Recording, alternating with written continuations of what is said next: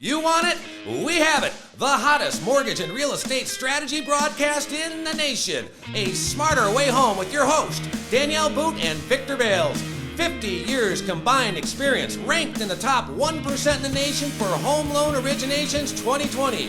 Promise to expand your knowledge, utilizing creative mortgage financing and home buying strategies. Build a bridge for a better quality of life. Get your brain cells firing for a smarter way home. And good afternoon, everybody. Welcome to A Smarter Way Home. I am your host, Victor Bals, and I have my wonderful assistant, my wonderful marketing director, Monica Miner, here with us today. How are you doing, Monica? I'm good. How are you? Come on, you can speak up on the mic a little bit. You there. finally got me in one of these I things. finally got you in one of these things. And today we are talking about modern mortgage strategies and home buying strategies for real estate agents and consumers alike. And today we have very special guests. We have Team Hamilton. We have Darlene Hamilton and her daughter, Brie Hamilton. Welcome aboard. Thanks for having us. Thanks for having us. We're excited. Yeah, this is kind of fun. So 2021 is wrapping up, and boy, it's been quite a year. And we are here in Livingston County, Michigan, and we want to bring to our audience one of the top selling real estate teams in the county, mother and daughter duet, dynamic duo. And we want to talk a little bit about you guys. So first, Darlene, why don't you tell us a little bit about you and your daughter and how you got into real estate and how long you've been in the business. Well, I have been licensed since about 2000, and I got my broker's license in 2006 and decided to go out on our own. And my daughter, Brie, she's been licensed about 8 years, and we started working together. We absolutely love it. So, okay, you said, well, there's a real estate agent and then there's a broker. And previously we had a conversation. Explain to our audience, what is the difference between a realtor and a realty broker? well, a realty broker requires extra education, and you have to take about 90 hours more of classes, and you have to take a state exam to get your broker's license. And once you get your broker's license, you can actually open up your own brokerage. Brokerage. Yep. And that's what you guys did. You guys broke off. That's what we did. We broke off and decided that we wanted to kind of be in control of everything we did. And so. Okay, so now you're not a very big brokerage, but you're very small. And per our conversations, we were talking about the philosophy. Tell me a little bit about why you guys think a smaller brokerage is best for you and maybe for the client. So we're pretty much there from start to finish. So we don't have an admin, we don't have, a processor, but we like that personal touch where we're with you the entire transaction. So we know everything that's going on every step of the way. And we like to create that personal relationship with the client because we see them as more than a client. We want to become their friend. We want to be there for their milestones throughout the transaction. So that's kind of our small approach. And I noticed that after the closings on your transaction, that's really the beginning of your relationship with your clients. Could you elaborate a little bit on that? Well, we like to be there also for moving day when we can. We are always the hero when we bring food in on moving day, when everyone's hungry and hot and sweaty. And so how do you do that? Go about one of your post-closing things that you do here. Well, we always like to, find out when they're moving, and then we, find out how many people. Sometimes we'll show up with pizzas, depending on what time of day, if we come in the beginning or the end. Sometimes we'll bring donuts, cider, and moving day is pizza day, right? Yeah, moving day is pizza day. So we keep it pretty simple, but people are pretty surprised of most of the moving crew when we show up.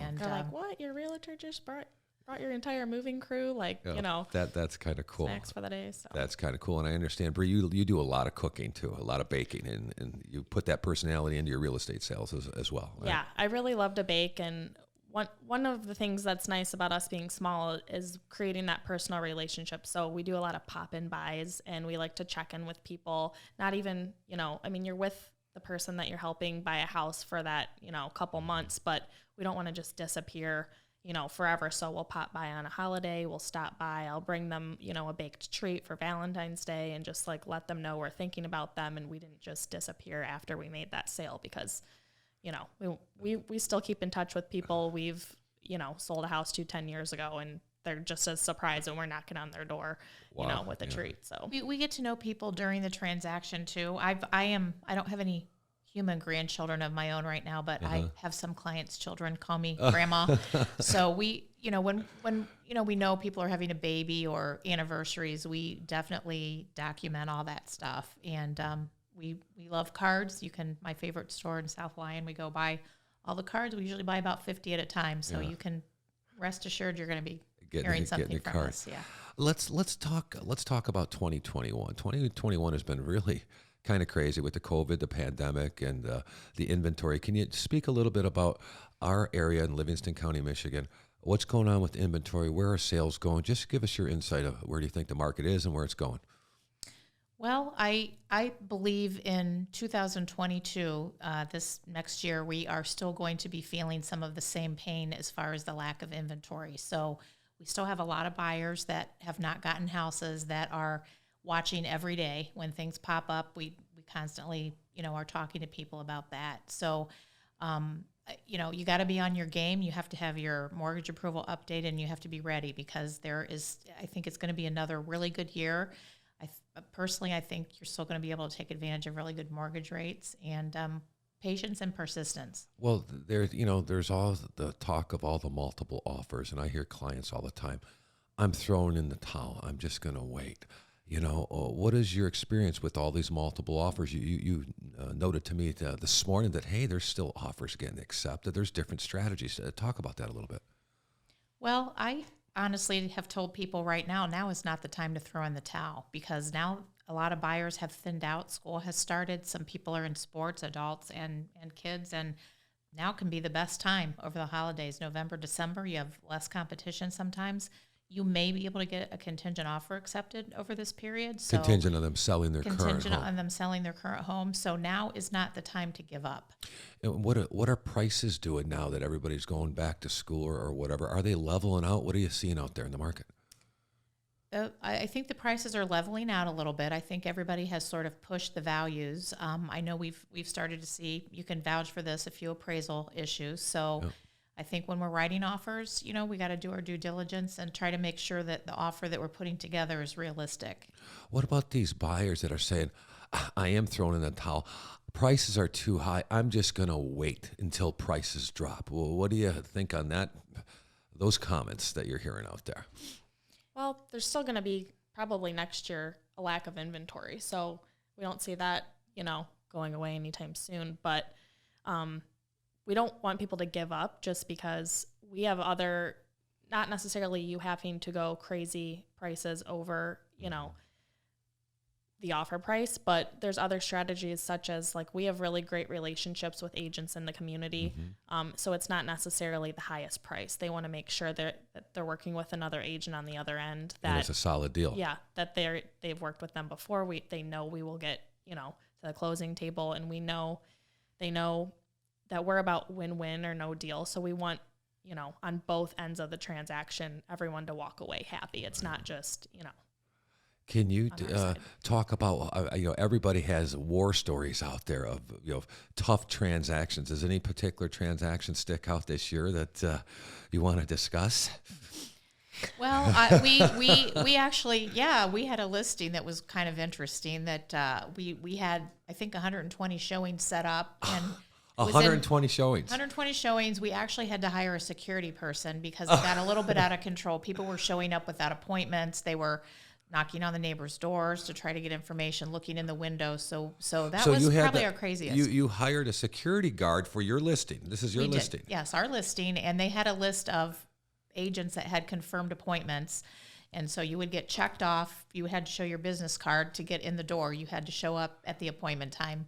And wow. that's how we controlled it. So I had a police officer friend that, agreed to run security, I guess, for it. Really? And it was, there were people posing as realtors, just trying to get in because it was so crazy. Really? How many offers did you get on the house?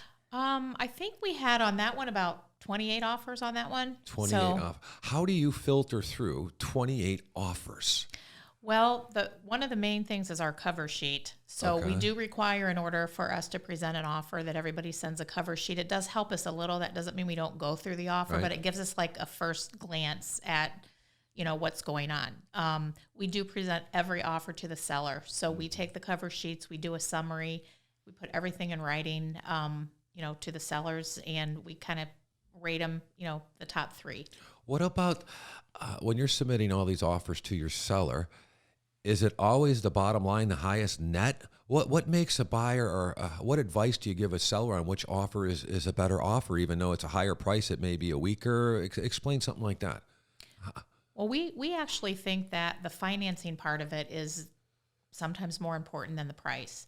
So we always like to look and make sure it's a local lender. We always will call the lender to try to get some information, verify, to make sure that they've reviewed their assets, their income, all their paperwork, instead of just a pre-qualification where someone has just talked to someone over the phone. Right. So that the price is not always the most important thing, the terms and the financing.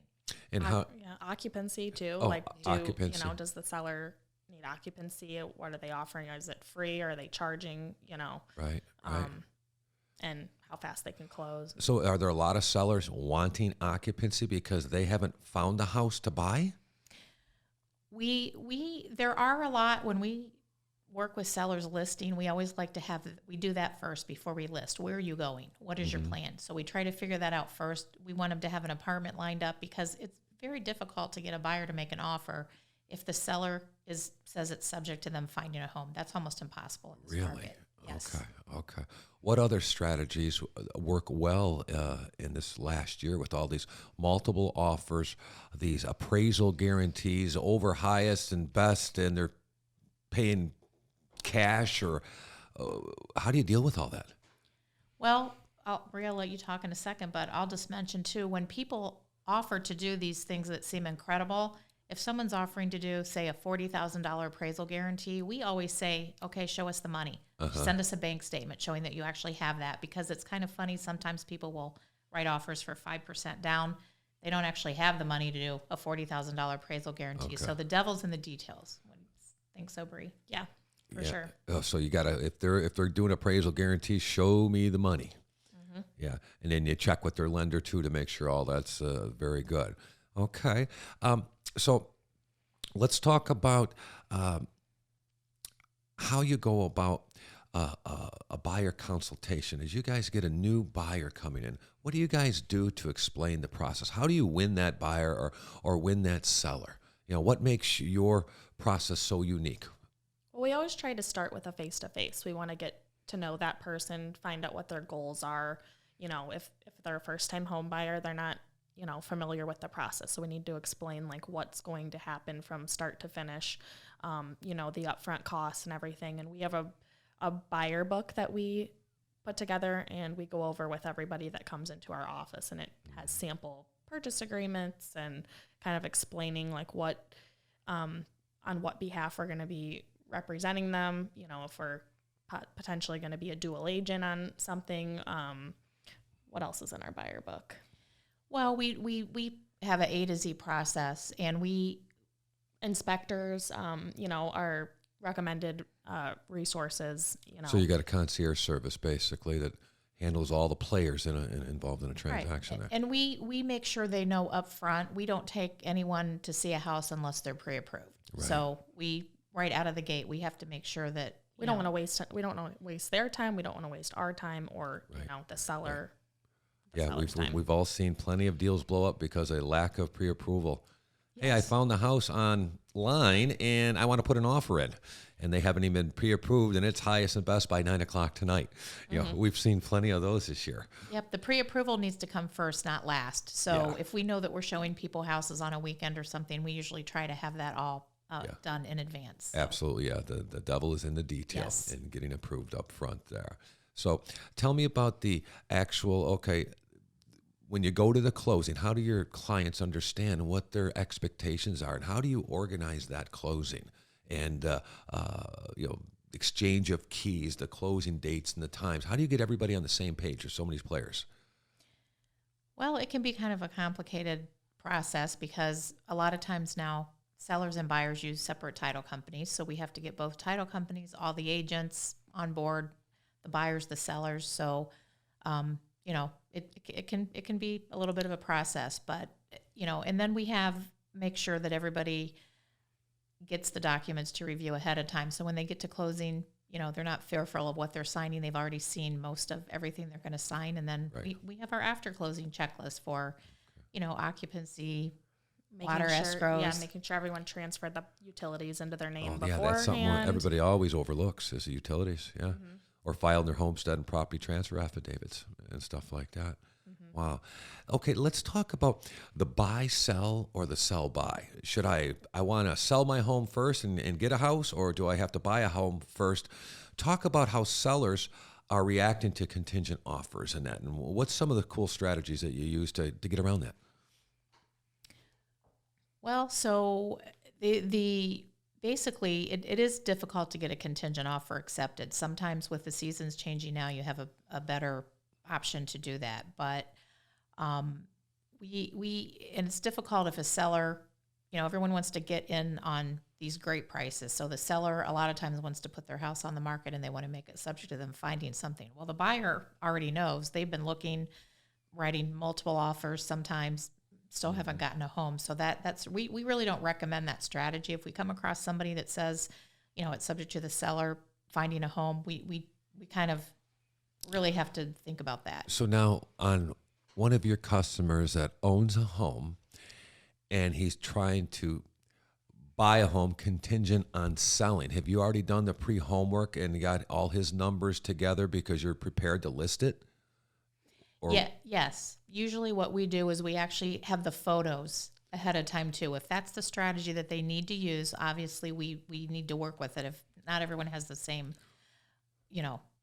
There's so many things that you have to do to get ready to sell. So we need to make sure that, they're ready when to they go. find the place, it needs to be listed like the next day. So if you're putting a contingent on me selling my home, you've done your preliminary homework, do you position that to the listing agent when you're putting an offer in? Yes, this offer is contingent on selling, but here's their equity position. It should be a quick sale. We've got pictures. How do you do that? Or do you do that?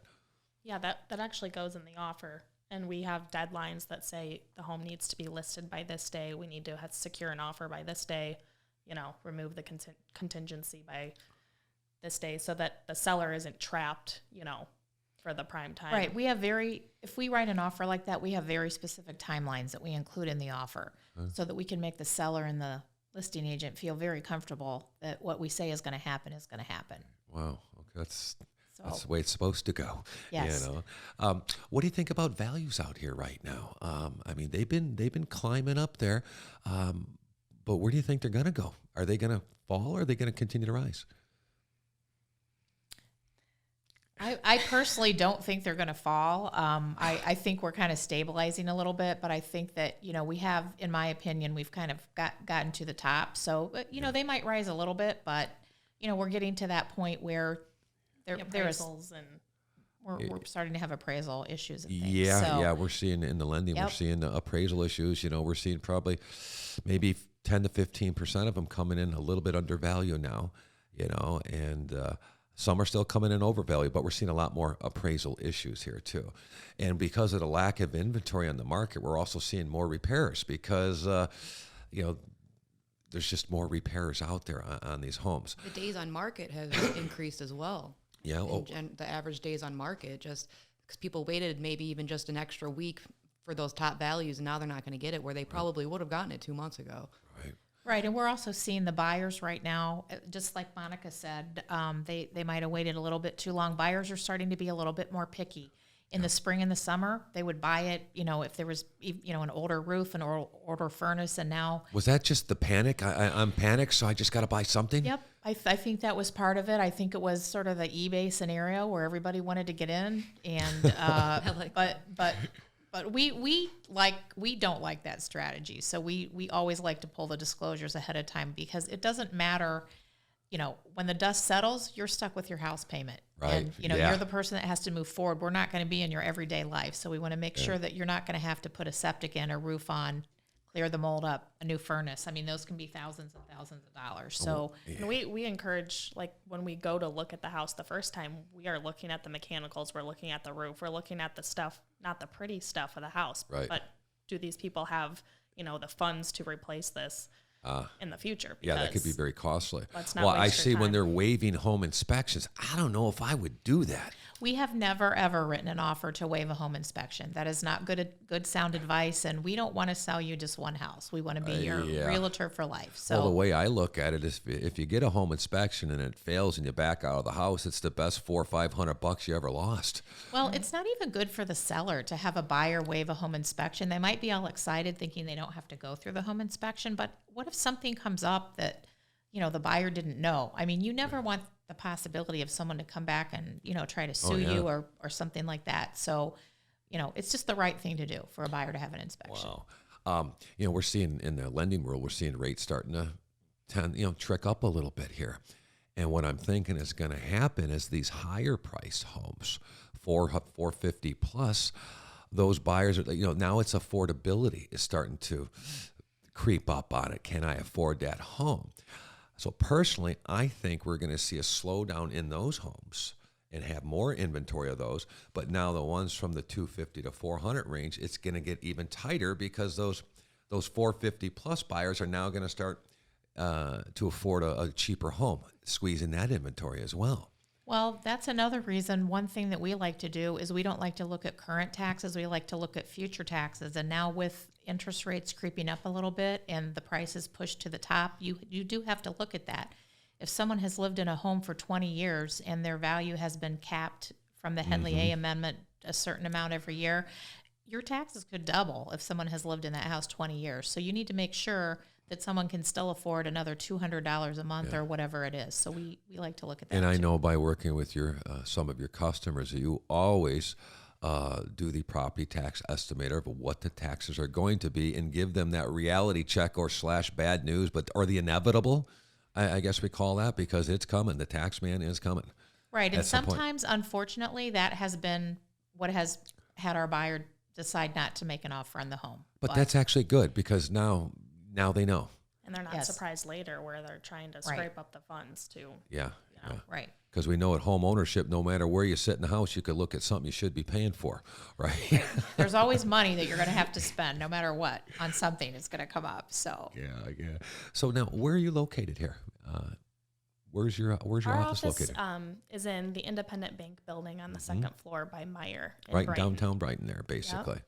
So we've been there a couple of years now since we moved from downtown. But And do you meet clients at their homes or do you meet them at your office? it depends. Our buyers, we usually meet for the first time at our office. Our sellers, we always like to go to their home. We try to, go take a look at their home before we prepare the market analysis. But our office is great. We can have closings there if we need to. We have lots of parking, and we have an elevator for those of you that don't like the stairs. Yeah. So, And Brie, you own a radon company as well. Oh, yeah. Let's just touch on that a little bit. So part of real estate is of the radon. They're always doing that test. Explain what that is and how that plays a part. So radon, it's a radon test is usually done during a home inspection. And so we actually realize that there's a need for it when home inspectors don't have enough machines and we need to have that test done during, the contract, the inspection. And what is radon? But radon comes from the ground. Long-term exposure can cause lung cancer. So we're testing you. There's no way to find out if you have it unless you're testing for it. So we set up a machine in someone's basement or whatever lowest possible living area of their home is. And it needs to be below the EPA acceptable level of 4.0 picocuries per liter. And what we do, we offer our buyers and sellers a complimentary test before they list or before they're buying. But, it's a health or a safety thing. So we want to make sure that before a buyer moves in that it's going to be taken care of. Or for a seller, it's a health or a safety thing, which is usually on the seller to take care of. So if they address it up front, they don't have to deal with that at the end. So how do you mitigate the radon? If it does test positive, what happens next? So we just do the testing. You would have to contact a mitigation company, but they basically attach a PVC type pipe to a sump pump, or if you don't have a sump pump, they would have to dig into the concrete, but they redirect it outside of the home. But once they do that, that should take care of the problem. And as you have the windows and doors open, air circulating, that solves the issue. But what does that typically cost? Is there a ballpark number? Or is it all over the map? So to have a test done, it's around $135. But if you need the system installed, typically around $850. Okay, for radon. But Okay. for a seller, if, we test it before they list on the market, that's something they will have to address later during a home inspection that a buyer has. So if they know they're going to have to do that, they can put the system in before they list and not be nickel and dimed, Okay, later down the road. now once you do that test, now they know they legally have to disclose that on seller disclosures? They Yeah. do. Yes. But once they take care of it, they can, put it was okay. discovered, it was mitigated. And there's usually a warranty that comes with the mitigation system. So some sellers choose to wait and they don't want it tested because, then they have to disclose it. But Okay. Well, I've been seeing a lot with also inspections on septic fields. We've seen, I think this week, we had 4 transactions that came back with failed septic fields, and now they're going to need engineered fields, and that's quite expensive. What is your experience, and what are you seeing out there? well, what's interesting about that, and the cool thing in Livingston County, we can actually pull the Livingston County health records and we can pull up information about septics. We can see if there was a repair done, when the last repair, we can see how old the septic field is. And that is something we actually talk to our buyers about before we go look at a home. If it's an older home, we say, we pulled the records, we send them the records, we say there's, nothing's been done. So that could be, Right. but septic fields can be anywhere from $10,000 to $30,000 if you need an engineered field. So that's, and obviously you can vouch for this. You need a working septic to get a mortgage, right? Yes, So yes, you do. Well, not necessarily, because only if the local municipality requires a septic inspection will we require one. So if you know about it, you right. would require it. Absolutely, Yes. and so we have 4 that failed this week, and That's a lot. that's It's interesting. It's almost like all, because this is an old community out here. It's like a mix of the old, and now we have the modern coming in. So it's kind of interesting how those timelines play out. Well, and one thing about Livingston County, if you do have water available and sewer at the street, if the septic fails, like Hamburg Township, Brighton Right. Township, many of the townships will not let you put a new septic in. You will have to connect to the sewer. Yep. So that's a lot of money too. Yeah, and on like FHA financing, for example, if there is a well and septic and there is access to the street for sewer and water, you have to hook up. Yes. Unless the cost of that is more than 3% of the purchase price, I believe. Yeah, there's a little Okay. stipulation there. That's the only way you can keep it there. So I've had that happen many times over the years. Yeah. Well, that's definitely a big issue, and it can be a game changer on an offer because a seller, that's a very large chunk of money. So if you yeah. went in and got the seller to give concessions or whatever the seller is doing for your buyer, if you then need a septic field, you might get your concessions taken away. Right. Well, let's talk about seller concessions. What do you see them playing? Are they part of the equation anymore? Seller concessions, where the seller helps pay the buyer's closing cost. What are you seeing out there? It depends. Yeah, but we have not seen a lot of that. We rarely ask for it in this market because the seller doesn't have to take that. When they have a stack of offers, they're going to take, the best bottom line. So Right. it depends on the circumstance. I mean, if it's a home that's lingered for a little bit, we always say, hey, if it's been on the market over 30 days, everything's Right. kind of game. So if you have an inspection that goes bad and you renegotiate with the seller for either a price drop or seller concessions, do you have a preference on what you would consider the wiser move for your clients? We would always try to encourage seller concessions first because And how does that affect? How does that benefit the borrower? Well, then? because if you let's just say you get a $2,000 price drop in the price of a home, that equates to about $10 in a payment. I would much rather for you to have that $2,000 in your pocket and use that toward your closing costs, so then you can take your money Absolutely. and do whatever you need to do Yeah, with the house. it's definitely a smart move. And kind of the rule of thumb is for every $5,000, it's about $23. So nothing earth shattering there at all. So what else would you like to let our listeners know about you guys and what you do different? Is there anything you want to comment on? Or we're just, a mother-daughter team. We like that personal touch. I mean, my dad's involved too. He's kind of the MacGyver, they would say. what's that? What does he do? If there's, we had him replace a septic, or not a septic, Sump pump. for a house that you just closed on. If there's something broken, like if we need it to get done, he will fix it. If he has the That's time on our and- seller side. Obviously, the buyer isn't going to make repairs Right, before right. they own it, but he's our sign guy, so he puts our signs in, takes our signs out. And what is your area? Where's your backyard? Where do you guys do business? What areas do you serve? I mean, we're based in Livingston County, but we operate 100% on referrals. Like we barely advertise at all, paid advertising. 100% of our business is on referrals. So if we've done homes in Lansing, we've done homes in Algonac, we will go wherever, To an extent. I mean, we don't always go anywhere. If we feel the need to, that we're not going to be able to use our expertise, we would definitely, see if we could refer them to another agent. Okay, so like these properties up north, people buying second homes, would you refer something out like that, or would you say, no, I can handle this? We would, the up north property, we definitely would refer out, and we've done that before, but we also have an interview process. We don't just, get someone out of the yellow pages. Right, So right. we have a list, we have like a 3-page list of questions. So we will call and interview the agent. If we don't like what we are hearing or we don't like the way they do things, we will not be referring our client to them. So we like to be in control of things, and we try to pick people that work similar to how we work. right. So Okay.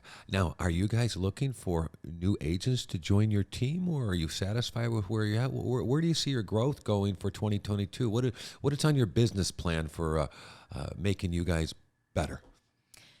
Well, in the future, we may add a part-time admin. We're kind of investigating that right now, but we're not really trying to grow our agents. We make a great living. We like our strategy of being from start to finish with you. You are hands-on. I'll guarantee. I can tell you that. I can vouch for that. You guys are hands-on on every detail. Never miss a phone call either. Yeah. It's amazing. Yeah, you never miss a phone call. You always pick up the phone. maybe eventually, experienced agents potentially could keep their license with us, but we don't have the time to train Right. new agents from the very beginning because we are a hands-on working Right. agent. So You don't need to be the biggest. You just need to be the Nope. best. We don't need to be the biggest, and our reputation is everything to us. Yeah. So we do a lot of repeat. I've sold multiple homes to people who now we are helping their parents downsize or their grandparents or whatever. So we pride ourselves in that. Okay. So, And so, what is the best way for our audience to contact you guys? well, you can email us. Our emails are really easy. Our first name, Darlene at teamhamilton.net, Brie at teamhamilton.net, and our website is easy, teamhamilton.net. That's pretty easy. And of Our course, phone. our phone number, you can always call. We will always answer our phone unless we're with another client. But if you do have to leave us a message, we'll call you back promptly. So Very good. Monica, any closing statements or any other ideas you want to talk about on today's show? I'm looking forward to baking some cookies with Brie on Friday. Oh, you guys at are doing a Flo's big party. cookie baking, and you got Yeah. a lot of people from our office coming over. Yeah, Highlands and Hamilton kind of, I guess, cookie party, if you will. Really? yeah, the little pop and buys I make. Well, for and I cookie just pies. mentioned that about the cookie party. We love our vendors, and we are very loyal to our special vendors, and we love Highlands Mortgage and Monica and Flo and Beth and everybody. You guys do a great job, and we, we like to show And appreciation. you bake great cookies, because I brought them home and they were gobbled up and instantly, so. It takes a team, Yeah, so you yeah. guys are a big part of our team. You'll get a so. cookie business card. Yeah. So anyway, I guess that'll wrap up today's show, and we just want to thank everybody. If you have any questions, you can email at info@assistmyrealtor.com, and that's my wonderful assistant, Monica, Darlene, and Brie, and myself, Victor Bales. We'll see you next time on A Smarter Way Home. Together and make this world better.